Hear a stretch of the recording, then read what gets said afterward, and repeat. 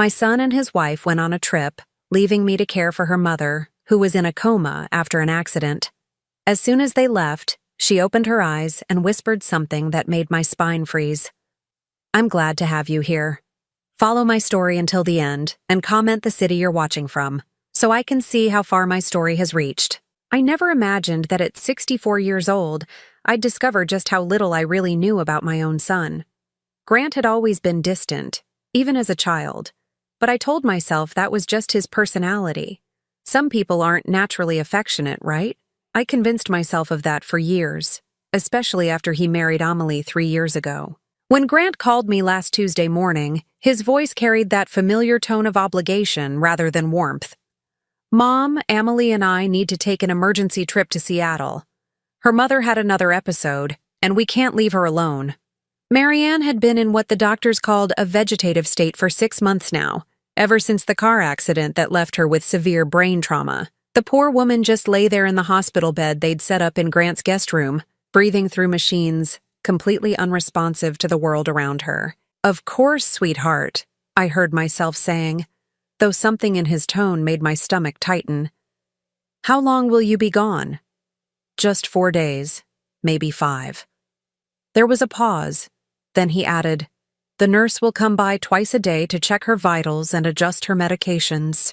You just need to be there in case of emergencies." I should have asked more questions. I should have wondered why they couldn't hire a full-time caregiver if Marianne needed constant supervision. But I was so grateful that my son needed me for something, anything, that I ignored the warning bells in my head. Thursday morning, I arrived at Grant's house in Riverside with my small overnight bag. The house always felt cold to me, despite its expensive furnishings and perfect decorating. Amelie greeted me at the door with her usual practiced smile, the one that never quite reached her eyes. "Thank you so much for doing this, Laureen," she said, though her gratitude felt rehearsed. "Mother has been so peaceful lately. The doctors say she's stable, but we just can't risk leaving her alone." Grant appeared behind her, already checking his watch. "Our flight leaves in 3 hours. The nurse, Mrs. Patterson, will be here at 9 a.m. and 6 p.m. every day. Her medications are all labeled in the kitchen."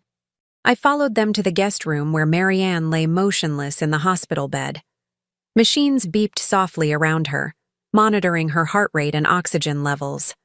Her silver hair was neatly brushed, and someone had applied a light pink lipstick to her pale lips. She looked almost peaceful, like she was simply sleeping deeply. "She hasn't shown any signs of consciousness in months," Amelie whispered, standing beside the bed. "Sometimes I talk to her, hoping she can hear me, but the doctors say there's probably no awareness left." Something about the way she said it made me look at her more carefully. There was something cold in her expression as she stared down at her mother, something that didn't match the concern in her voice. Grant kissed my cheek quickly, a perfunctory gesture. "We'll call tonight to check in. Emergency numbers are on the refrigerator." And then they were gone, their designer luggage rolling across the marble foyer, the front door closing with a soft click that somehow sounded final. I stood in the hallway for a moment, listening to the house settle around me. The silence was heavy, broken only by the steady beeping from Marianne's room.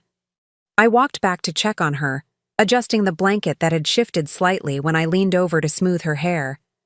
That's when it happened. The moment my fingers touched her forehead, Marianne's eyes snapped open. I gasped, stumbling backward, my heart hammering against my ribs. Her blue eyes, clear and alert, locked onto mine with an intensity that made my breath catch in my throat. "Thank God," she whispered, her voice hoarse but unmistakably conscious. I was beginning to think they'd never leave. I felt the blood drain from my face. "Marianne, you're awake?" She struggled to sit up slightly, wincing as she did. "Help me, please. I've been lying still for so long my muscles are cramping." My hands shook as I helped adjust her pillows, my mind racing to process what was happening. But the doctors said, "Grant and Amelie said you were in a coma." Marianne's laugh was bitter, filled with a pain that went beyond physical discomfort. "Oh, my dear Laureen, there's so much you don't know." She gripped my hand with surprising strength.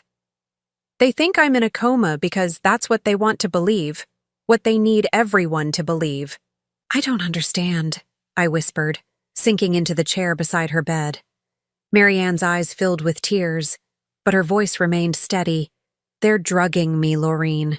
Every day, sometimes twice a day, Amelie gives me injections that knock me unconscious. She tells everyone they're prescribed medications from my neurologist, but they're not.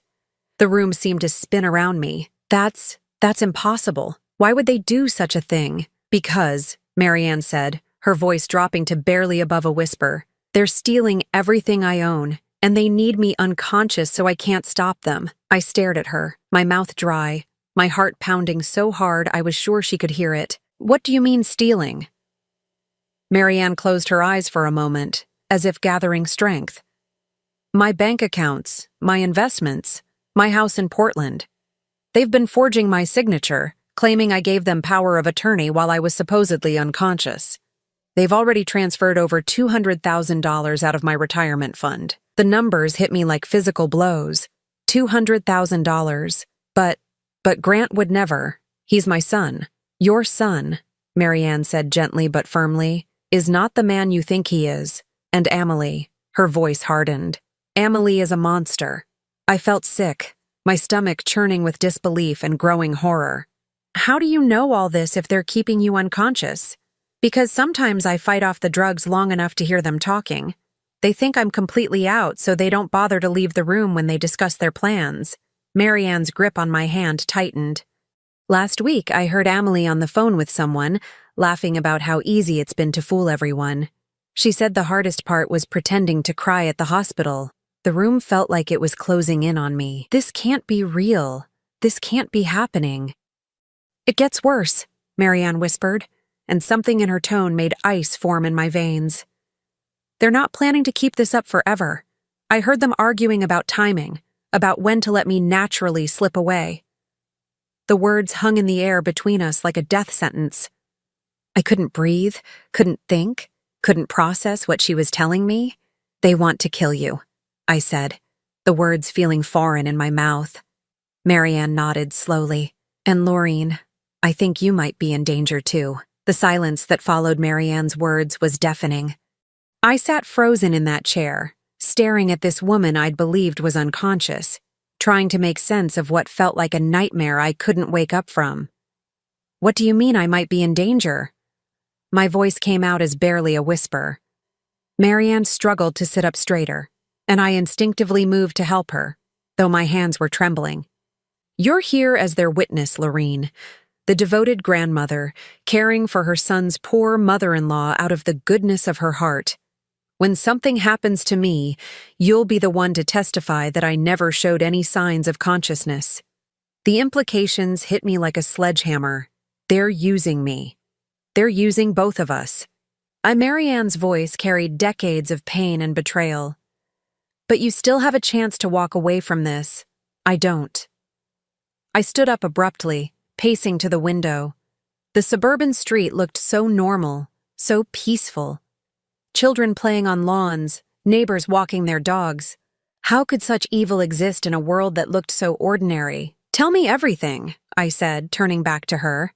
From the beginning. Marianne took a shaky breath. The car accident was real. I was unconscious for about a week in the hospital, but when I started to wake up, when the doctors were talking about recovery and rehabilitation, Amelie convinced them I was having setbacks. She said I was agitated, confused, sometimes violent. Were you? No, but she was there for every medical consultation, playing the devoted daughter. She had them believing that moving me home for palliative care was the most compassionate option. Marianne's laugh was hollow. The doctors thought they were helping a family avoid prolonged suffering. I sank back into the chair, my legs too weak to support me. And Grant?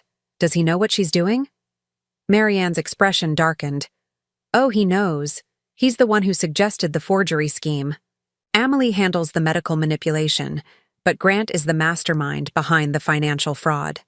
The word fraud made my stomach lurch. My son, the boy I'd raised, sung lullabies to, worried about through every scraped knee and broken heart, was a criminal. How long has this been going on? The drugging started about 3 months ago. At first, it was just mild sedatives, supposedly to help with my agitation. But gradually, the doses got stronger. Some days I'd be unconscious for 18 hours straight. Marianne's voice grew stronger as she spoke, as if sharing the truth was giving her back her power. The financial transfers started right after they brought me home from the hospital. Small amounts at first, just a few thousand here and there, but once they realized how easy it was, they got greedy. How much have they stolen? As of last month, when I was conscious long enough to overhear a phone call, they'd moved nearly $400,000 from my various accounts. My house in Portland is up for sale, though I never signed any papers. They forged my signature using some legal loophole about incapacitated family members. $400,000. The number made me dizzy.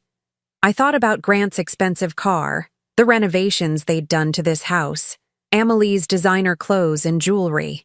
I'd assumed Grant's consulting business was doing well, but now, the nurse that comes twice a day, I said suddenly.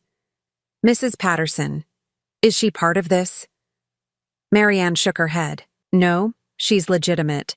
But Amelie times the injections perfectly. She gives me the strongest dose about an hour before each nursing visit. Mrs. Patterson has never seen me anything but unconscious. What about the machines? The monitors? They're real, but they're not connected to any hospital system. They're just monitoring basic vital signs.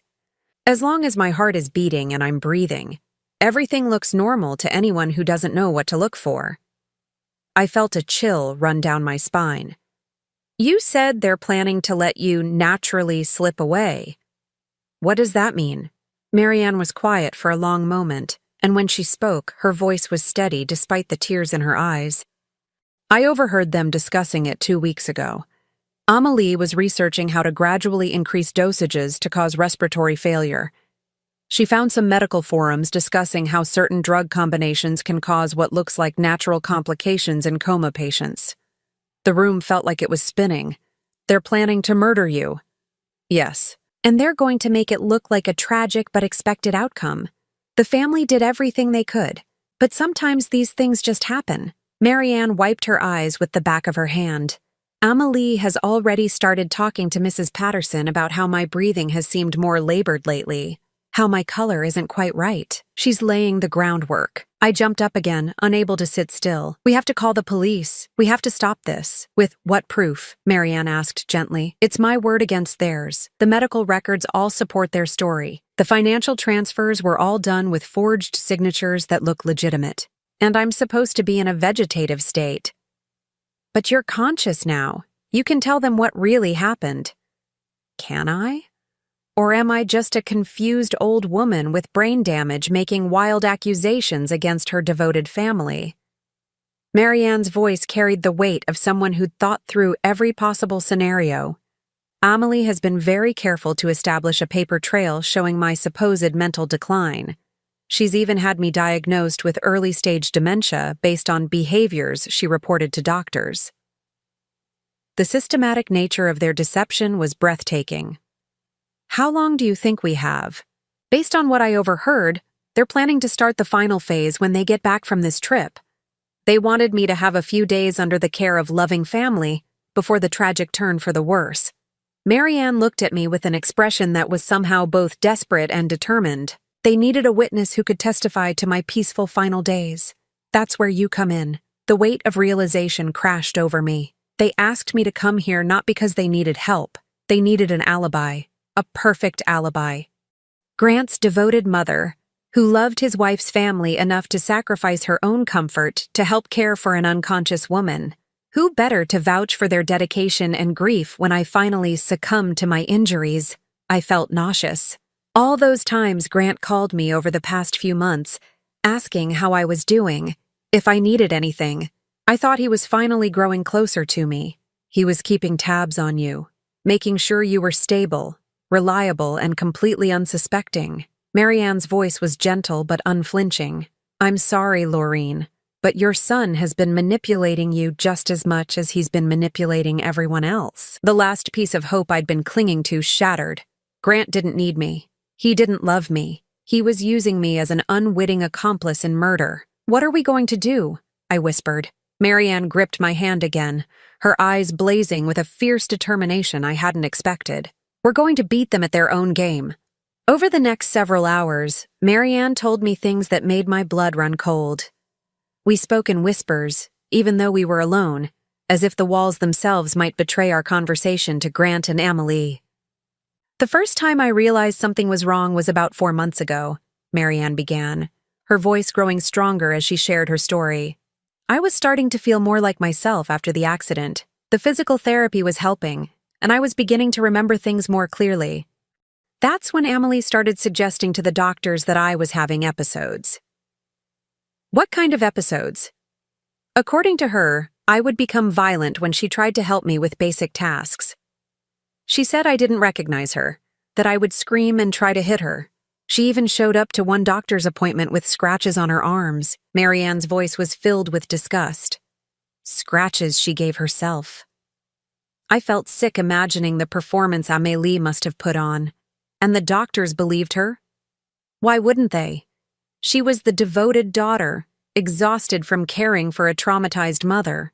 She would cry during the appointments, talking about how heartbreaking it was to see me so confused and angry. She even brought Grant to one visit to confirm her stories. What did Grant say? Marianne's expression hardened. He played his part perfectly. Talked about how difficult it was for Amelie, how worried he was about her mental health from the stress of caring for me. He suggested that perhaps medication could help calm my aggression so that Amelie could provide better care. The calculated nature of their deception was stunning. So the doctors prescribed sedatives. At first, yes, mild ones. But Amelie kept reporting that they weren't working. She said I was getting worse, more violent, more confused.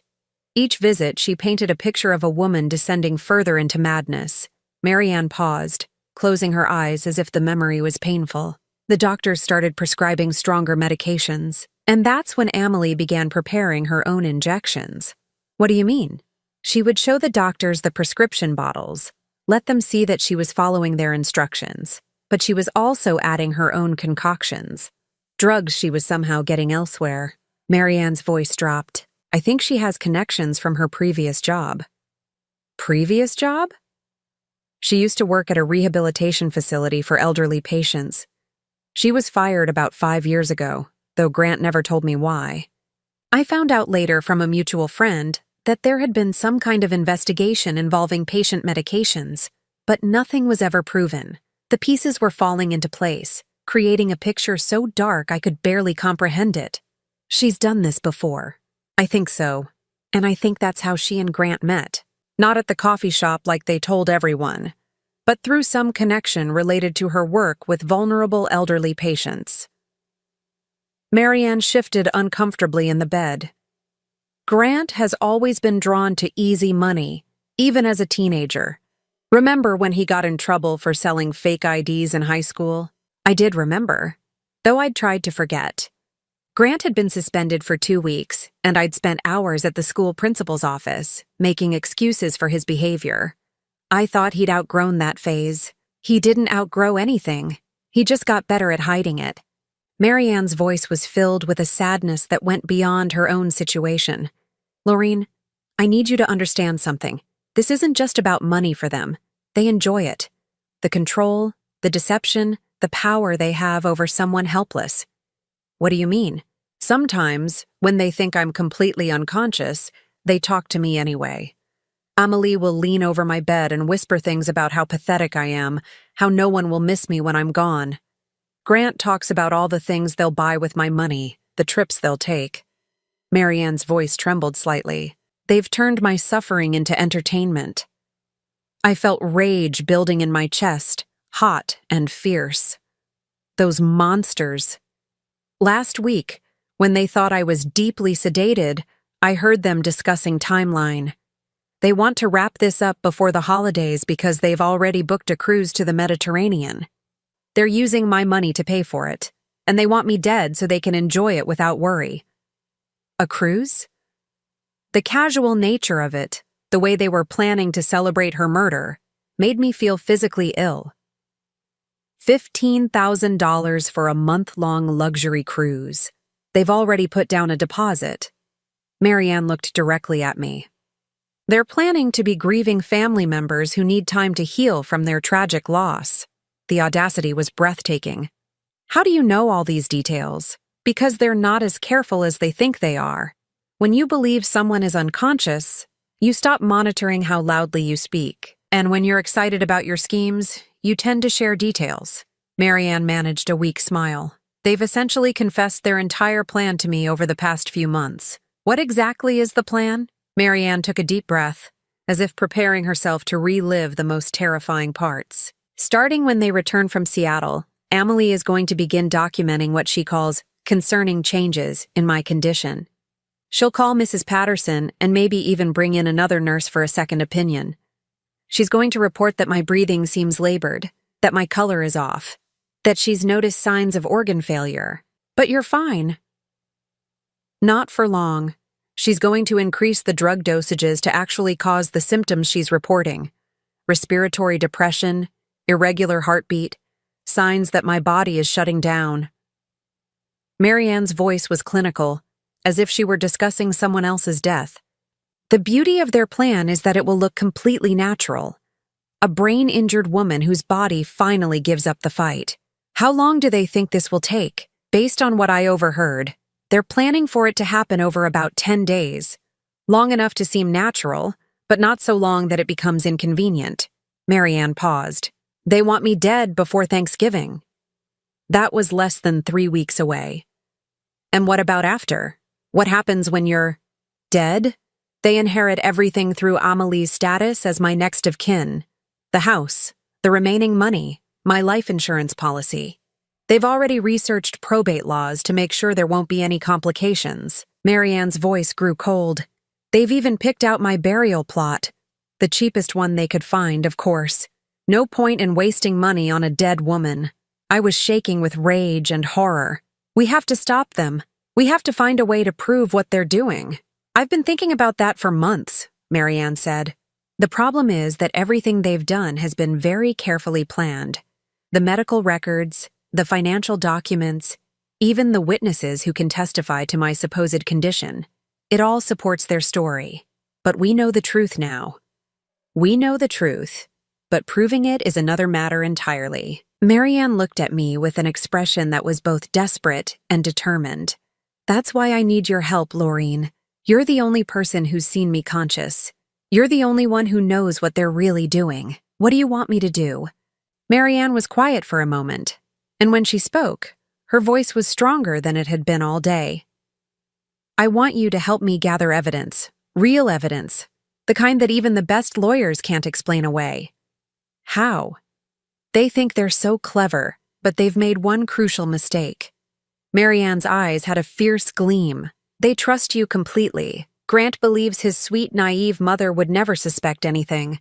He thinks you're the perfect witness because you're too innocent to see what's really happening. So we use that. Exactly. Over the next few days before they return, I need you to help me find proof of what they've been doing. Bank records, medication bottles, anything that shows the truth about their scheme. Marianne gripped my hand tightly. And when they come back and start the final phase of their plan, we'll be ready for them. What if they suspect something? What if they realize you're conscious? Marianne smiled, and for the first time since this nightmare began, I saw hope in her expression. Then we'll give them the performance of their lives. We'll let them think they're winning right up until the moment we destroy them. The determination in her voice sent chills down my spine, but they weren't chills of fear anymore. They were chills of anticipation. For the first time in my life, I was going to fight back against the people who had used and manipulated me, and we were going to win. The next 2 days passed in a blur of careful investigation. Marianne and I worked together like detectives, gathering evidence whenever Mrs. Patterson wasn't scheduled to visit. We had to be incredibly careful about timing. Marianne would pretend to be unconscious during the nurse's visits, and I would play the role of the concerned caregiver, asking appropriate questions about her condition. Mrs. Patterson was a kind woman in her 50s who genuinely cared about her patients. Watching her check Marianne's vital signs and adjust her blankets with such gentle professionalism made me realize how thoroughly Grant and Amelie had deceived everyone involved. Her breathing seems steady today, Mrs. Patterson noted during her Friday morning visit, making notes on her chart. How has she been overnight? Very peaceful, I replied, hating how easily the lies came now. No changes that I've noticed. After she left, Marianne and I immediately got back to work. She directed me to places in the house where Grant and Amelie had hidden evidence of their crimes. Check the filing cabinet in Grant's office, Marianne whispered. Top drawer behind the tax documents. That's where they keep the forged papers. I found what she was talking about. Copies of power of attorney documents, medical directives, and bank authorizations, all bearing Marianne's signature. But when I compared them to her real signature on some old Christmas cards, the differences were obvious to anyone who knew what to look for. They practiced, Marianne explained when I showed her what I'd found. I caught Amelie tracing my signature on practice sheets months ago. When I asked her about it, she said she was helping me with thank you notes for get well cards. I believed her. We also found records of the illegal drug purchases. Amelie had been ordering sedatives through online pharmacies, using fake prescriptions and multiple identities. The shipping records were all there, hidden in a box in their bedroom closet. She's been getting them delivered to different addresses, I told Marianne, as I photographed the evidence with my phone. Post office boxes, neighbors' houses when they're out of town, even some to your old address in Portland. How much has she spent on this? I added up the receipts. Over $3,000 in the past 4 months. All paid for with transfers from your bank account. The irony was sickening. They were using Marianne's own money to buy the drugs they planned to kill her with. But our most disturbing discovery came when I found Amelie's journal. She keeps a diary? Marianne asked when I told her what I'd found hidden behind books in their bedroom. Not exactly a diary, more like planning notes. I felt sick reading it. She's been documenting everything. The drug combinations, the timing, even her observations about how you react to different dosages. Marianne was quiet for a long moment. Read me some of it. I opened the journal to a random page and read, October 15th, increased morning dose to 4 milliliters. Subject remained unconscious for 19 hours. Breathing remained stable, but heart rate dropped to 58 beats per minute. Need to adjust to avoid suspicious readings during nurse visits. She's treating me like a lab experiment, Marianne said, her voice barely above a whisper. I turned to another page. October 22nd. Subject showed signs of awareness around hour 16. Made soft sounds when repositioned. Administered additional dose immediately. Note, may need to increase standard dosage to prevent breakthrough consciousness. My God, Marianne. She's been studying how to keep you unconscious more effectively. What else does it say? I flipped through more pages, each entry more chilling than the last. October 28th. Discussed timeline with G. Agreed to begin final phase after Seattle trip. Will document declining condition starting November 1st. Estimate 10 to 12 days for complete respiratory failure. G excited about December cruise. Suggested upgrading to suite with our windfall. Marianne closed her eyes, but not before I saw tears forming. They're talking about my death like it's a vacation planning meeting. The final entry was the worst. November 2nd, L will be perfect witness to final days. Her testimony about peaceful final weeks will be crucial for any insurance investigations. G says his mother has always been easy to manipulate. She'll never suspect anything. Looking forward to finishing this and moving on with our lives. I set the journal down, my hands shaking with rage. She calls you the subject and me L like we're not even human beings. Because to them we're not. We're just obstacles to overcome and tools to use. Marianne opened her eyes, and I was surprised to see determination rather than despair. Did you photograph all of it? Every page. Good. Now we need to put everything back exactly where we found it. We can't let them know we've discovered their plans. We spent the rest of Friday carefully replacing all the evidence, making sure everything was positioned exactly as we'd found it. Marianne coached me on how to act natural when Grant and Amelie returned. Remember, you've been caring for an unconscious woman for 3 days. You should seem tired, maybe a little overwhelmed. Ask them lots of questions about my condition and what to watch for. Act like the concerned, slightly anxious mother-in-law. Saturday morning, Mrs. Patterson made her usual visit. As she checked Marianne's vitals, she made a comment that sent chills down my spine. "Has anyone else been giving her additional medications?" she asked, studying her charts. "Her heart rate seems a bit slower than usual." My mouth went dry. "Just what's on the schedule you gave me." Mrs. Patterson frowned slightly. Well, these things can fluctuate. I'll make a note for her primary care physician." She looked at me with concern. "How are you holding up, dear? This can't be easy." "I'm managing," I said, though inside I was screaming. She was seeing the effects of Amelie's drugs without realizing what they really were. After she left, Marianne and I discussed what the nurse's observations might mean. "They've been dosing you even when they're not here," I realized. "There must be some kind of delayed release system." "Check the IV bag," Marianne suggested. "Amelie changes it every day before the nurse visits, but she might have added something to this one before they left."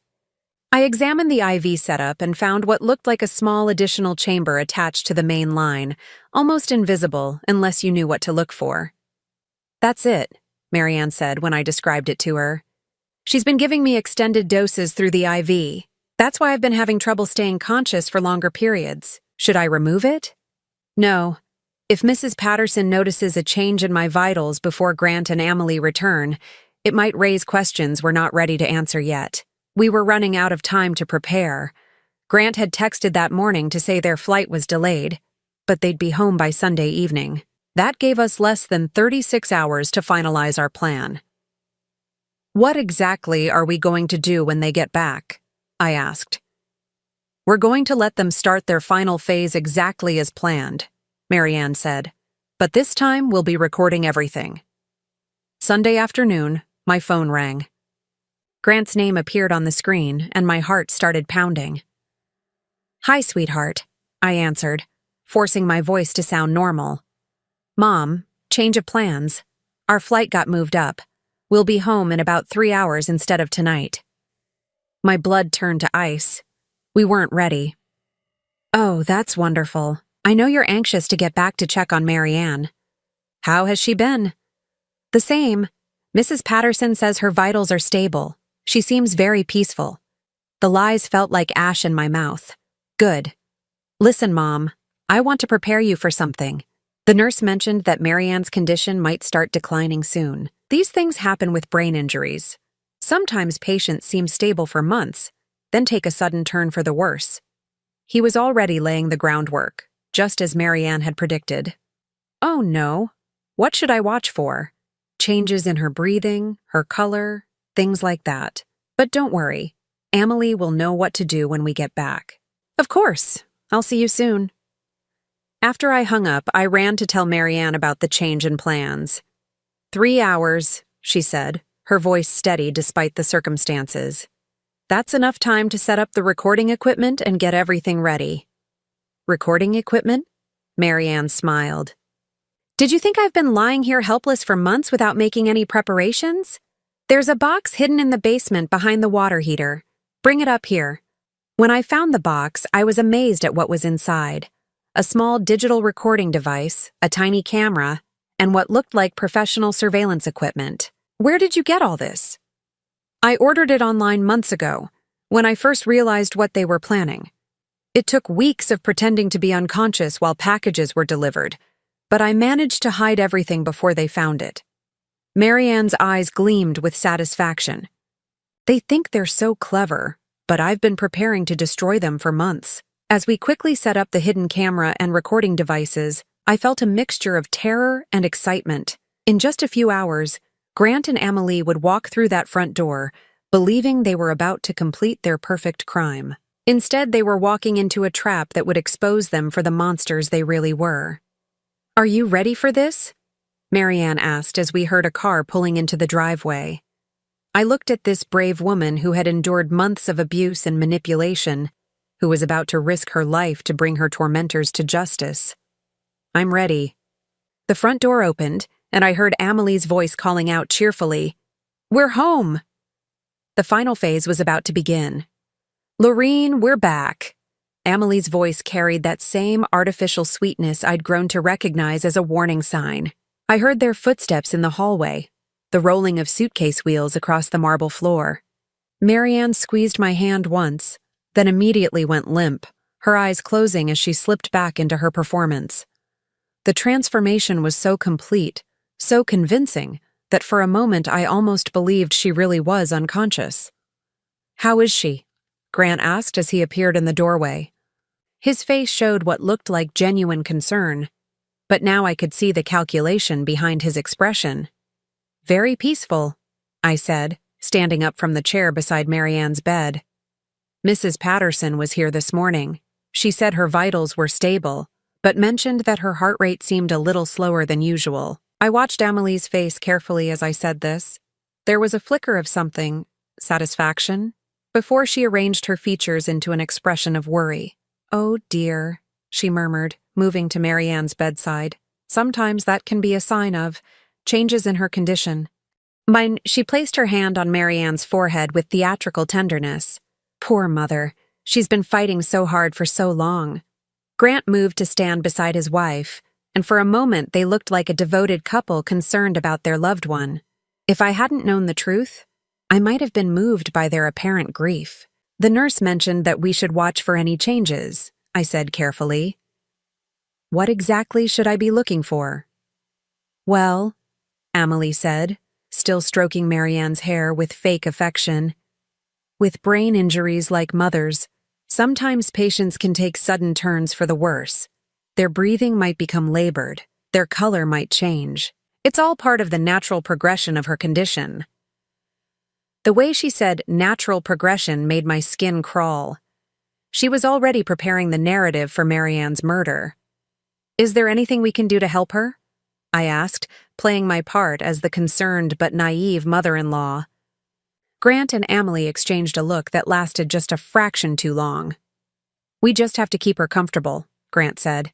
"Make sure she's not in any pain. The medications help with that," Amelie added. "I'll need to adjust her dosages based on how she's been responding while we were gone." I felt my pulse quicken. This was it. They were about to begin the final phase of their plan. Should I stay to help?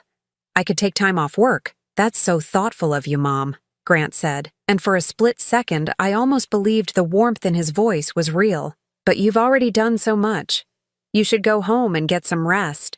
"Actually," Amelie interrupted, her voice taking on a sharper edge, "maybe Laureen should stay tonight, just to make sure everything goes smoothly as we transition back to our normal routine."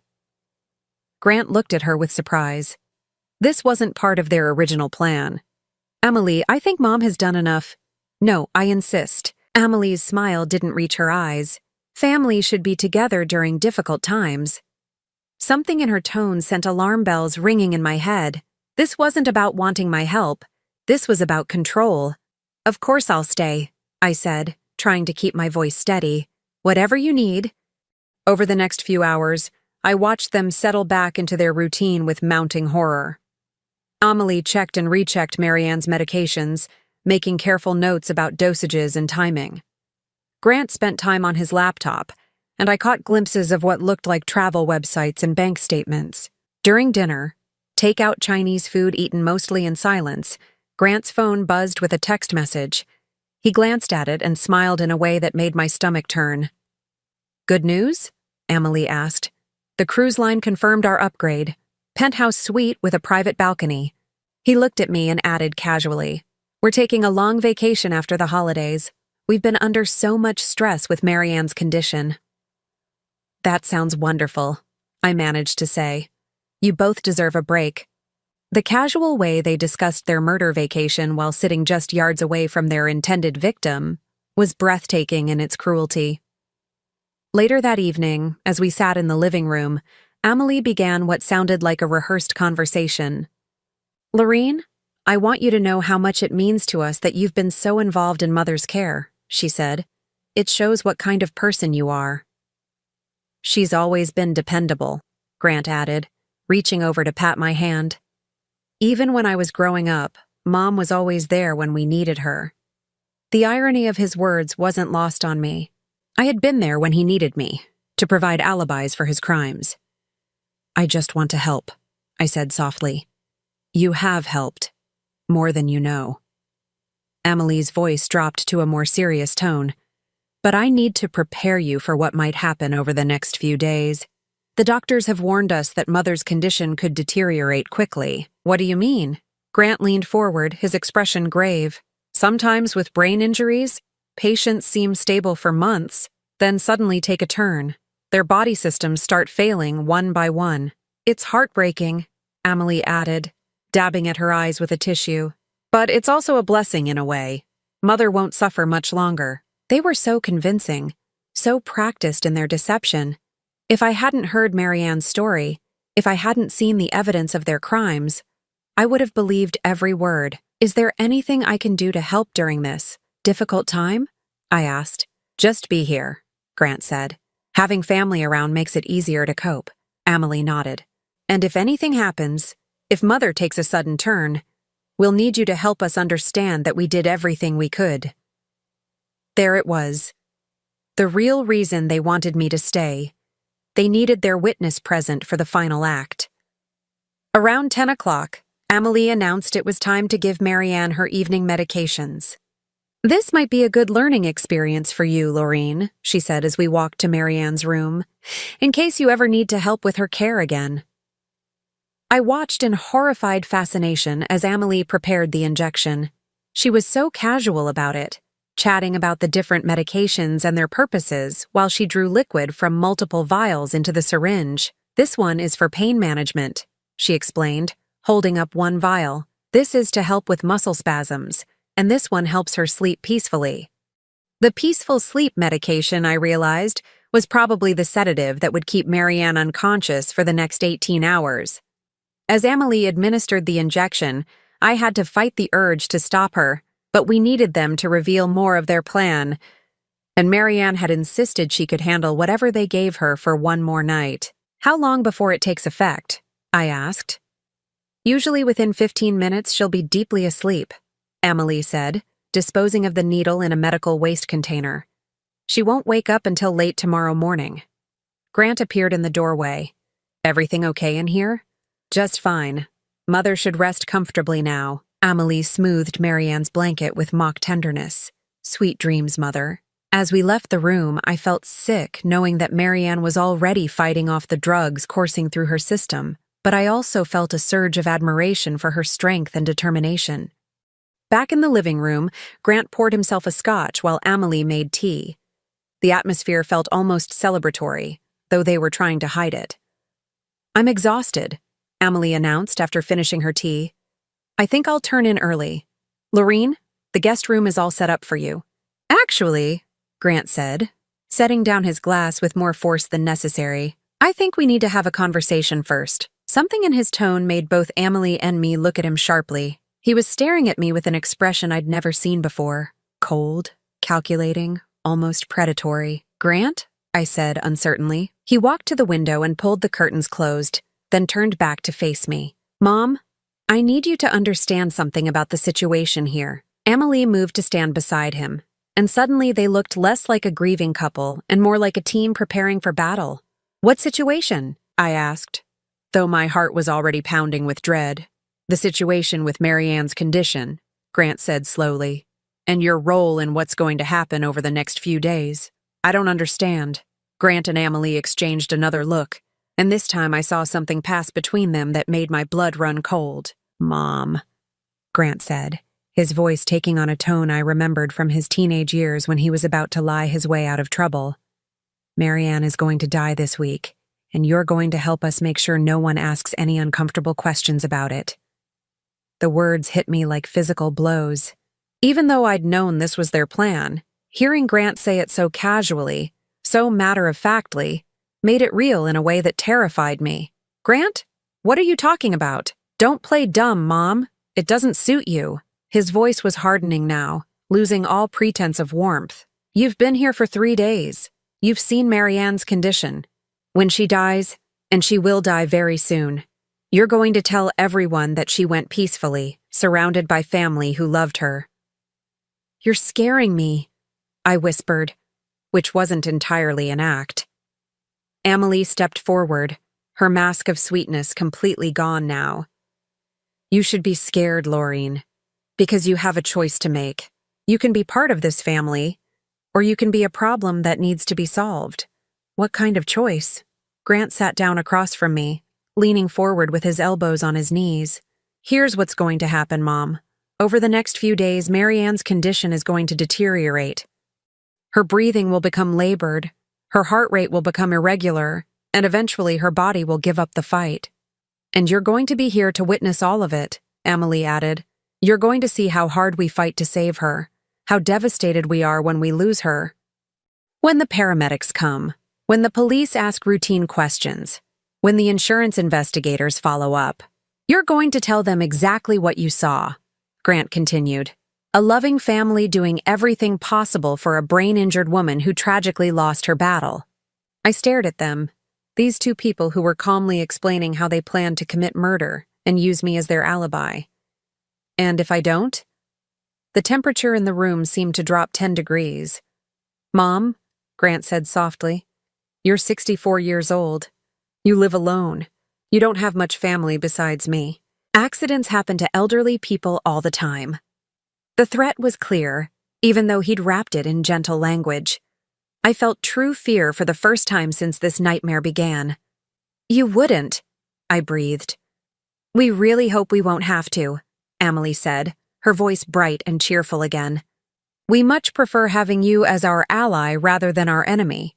After all, family should stick together. I sat there in stunned silence, trying to process what they'd just told me. They weren't just planning to murder Marianne. They were prepared to kill me too if I didn't cooperate with their scheme.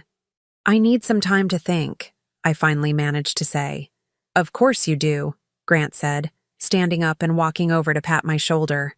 The gesture felt like a snake wrapping around my neck. Take all the time you need, but remember, Mom, we start tomorrow morning, and we need to know that you're with us. As I walked to the guest room on shaking legs, I heard them whispering in the living room behind me. I couldn't make out the words, but the tone was unmistakably that of predators discussing their prey. I closed the door and sat on the edge of the bed, my whole body trembling. They had just threatened my life as casually as they might discuss the weather. And tomorrow, they were going to begin murdering Marianne while forcing me to watch and later lie about what I'd witnessed. But what they didn't know, what they couldn't possibly suspect, was that every word of their confession had just been recorded by the hidden devices Marianne and I had planted throughout the house. The trap had been sprung, and they had walked right into it. I barely slept that night. Every sound in the house made me jump, wondering if Grant and Emily had decided I was too much of a risk to keep alive until morning. But as dawn broke through the guest room window, I was still breathing, still alive, and still determined to see their plan through to its conclusion. At 6 a.m., I heard movement in the hallway. Emily was starting her morning routine, checking on Marianne and preparing what she would claim were prescribed medications. I lay still, listening to her soft footsteps and quiet humming, amazed at how normal she could sound while preparing to commit murder. Around 7, Grant knocked softly on my door. Mom, are you awake? I opened the door to find him standing there with a cup of coffee and what looked like genuine concern on his face. The performance was so convincing that for just a moment I almost forgot what he really was. I brought you coffee, he said gently. I know last night was a lot to process. Thank you, I said, accepting the cup with hands that only trembled slightly.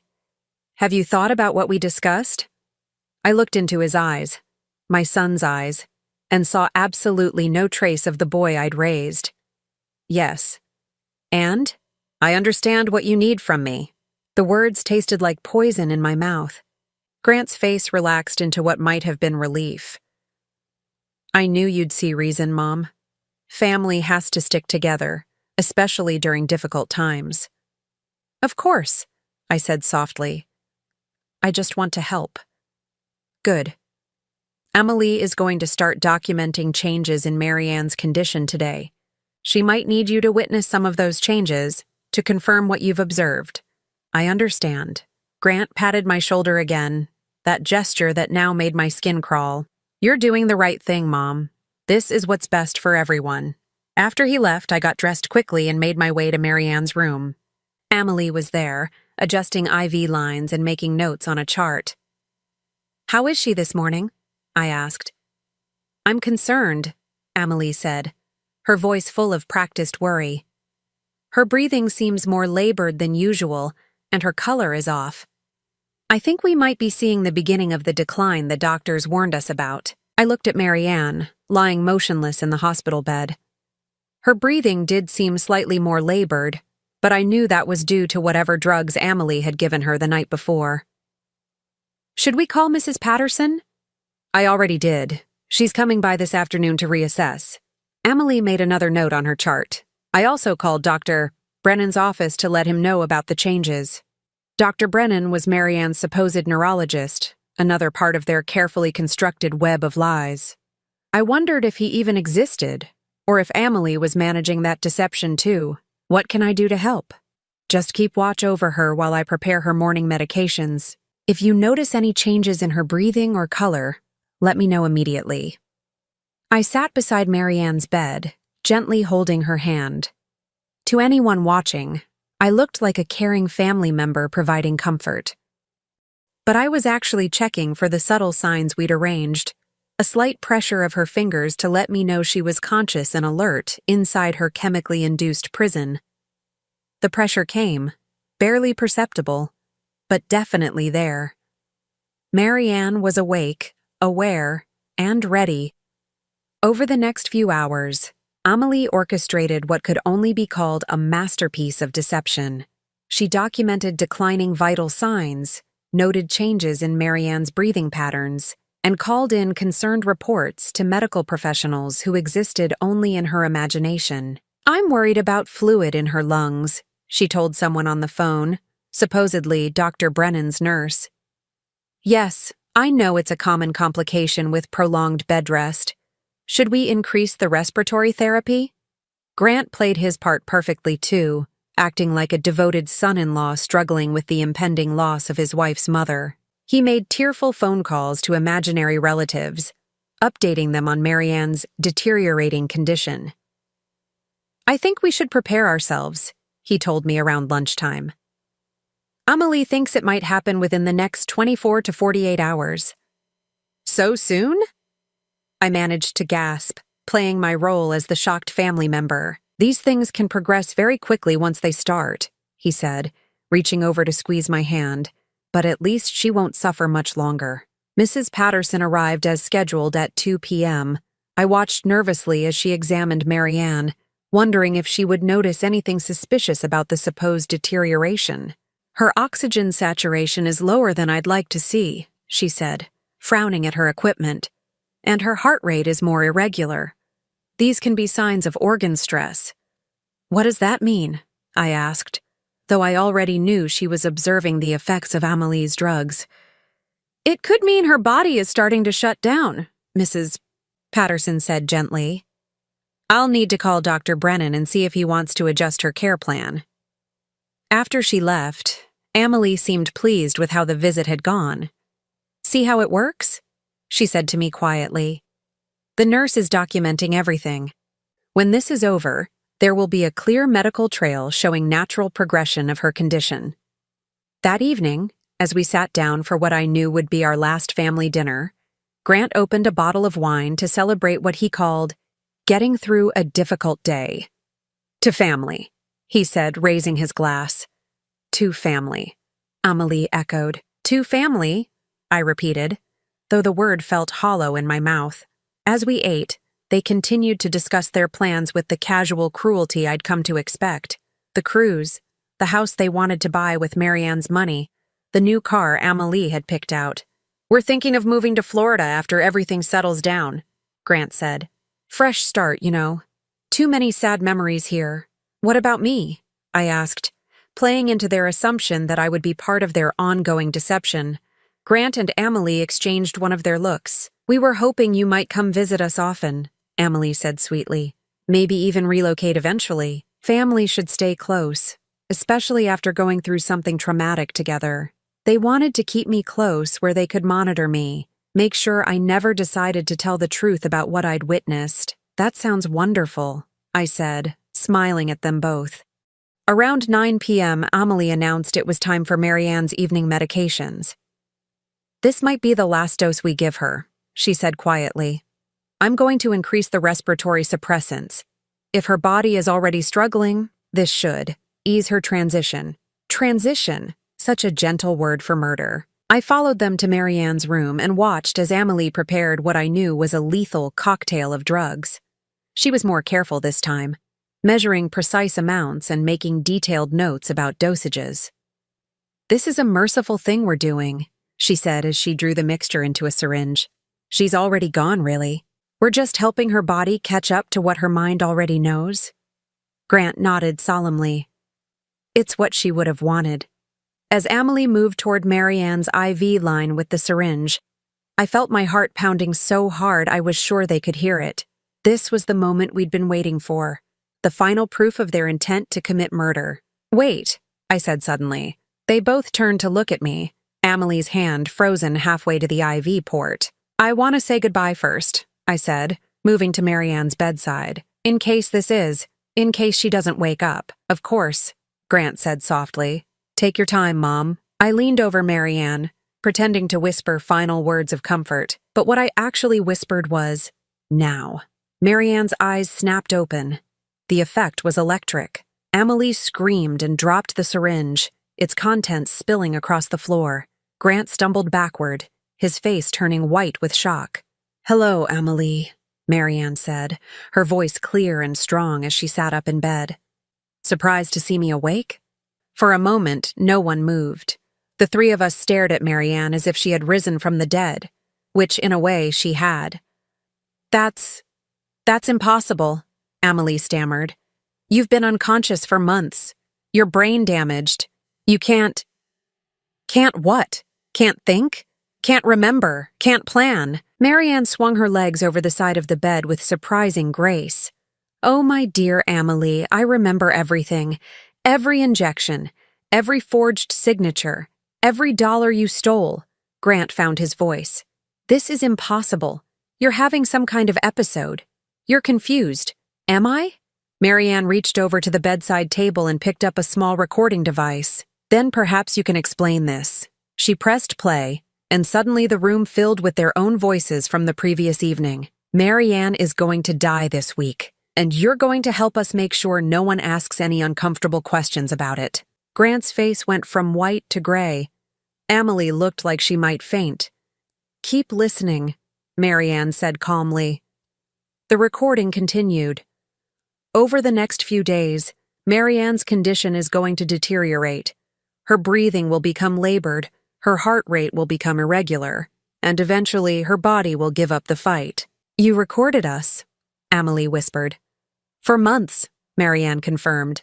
"Every confession, every plan, every casual discussion about my murder.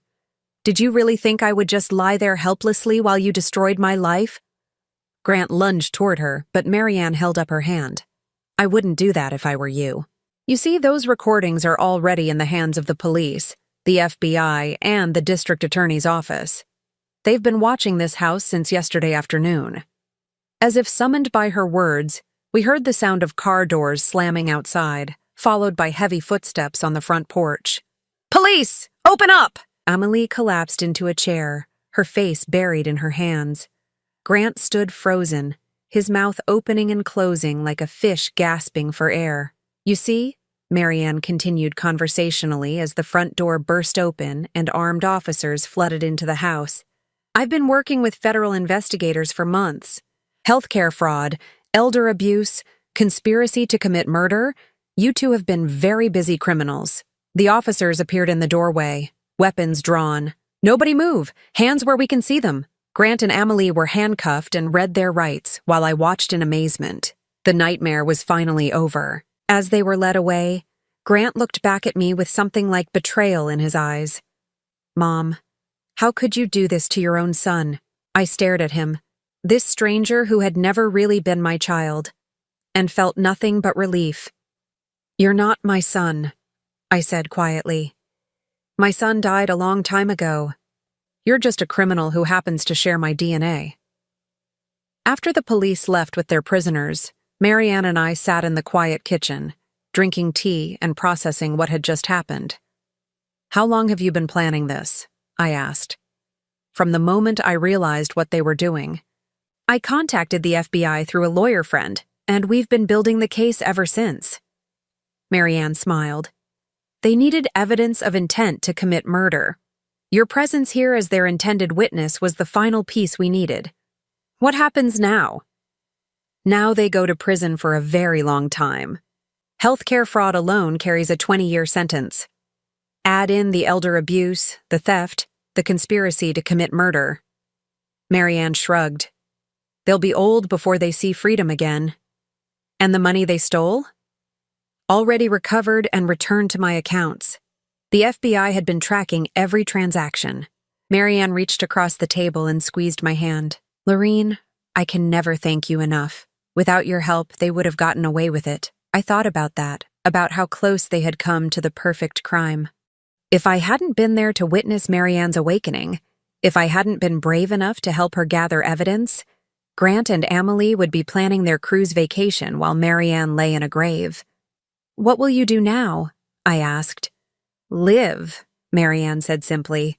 "For the first time in months, I can actually live without fear. And you?" I considered the question. At 64, I was starting completely over. No son, no family obligations, no one to please or worry about except myself. "I think I might travel," I said, surprising myself with the words. "I've always wanted to see Ireland." Marianne's eyes lit up. "I've always wanted to see Ireland too. Perhaps we could go together."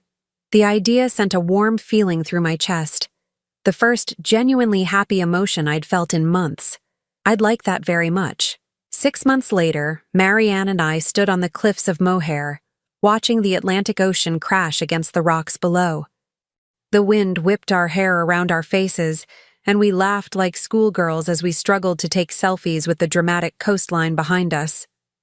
Grant and Amelie had both been sentenced to 25 years in federal prison. The trial had been a media sensation, with headlines about the son and daughter-in-law who tried to murder an elderly woman for her inheritance. I'd testified at their sentencing hearing, looking both of them in the eye as I described the terror and betrayal I'd felt when they threatened my life. Neither of them had shown any remorse. Even facing decades in prison, they maintained they were the victims of an elaborate setup. But justice had been served, and more importantly, Marianne and I had found something neither of us expected: friendship, freedom, and a second chance at happiness. As we walked back toward our rental car, Marianne linked her arm through mine. "Where to next?" she asked. I smiled, feeling lighter and more alive than I had in years. Anywhere we want. And for the first time in my life, that was exactly true. Now I'm curious about you, who listened to my story.